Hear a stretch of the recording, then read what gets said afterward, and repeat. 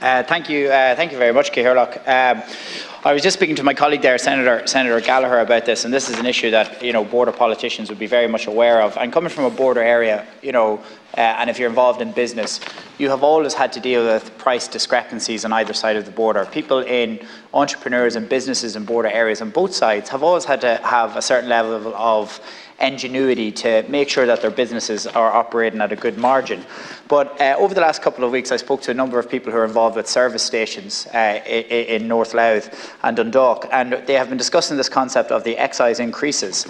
And again, they've raised some of their concerns with me. So the government have introduced this in a three-staged approach, where on the 1st of June, petrol was 6 cents per litre, 1st of September, 7 cents, and by the 31st of October, it's 8%.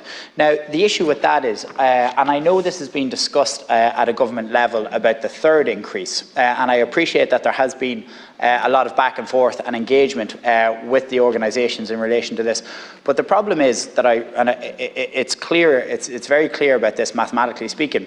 If those increases go that way, it will be cheaper if you're living in North Louth to get in your car, to drive over to the north, to fill up your car in the north and come back around. It'll be a huge price discrepancy in the price of petrol and diesel in South Armagh. Drive 5 minutes later, it'll be more expensive in Hackballs Cross. So that is the problem, and that has always been an issue around border areas, maintaining that equilibrium between both sides, because we don't want everyone from here rushing over there to buy diesel and petrol, and likewise for the businesses on the other side of the north. It was the same with food and everything else in the 1980s and the 1990s.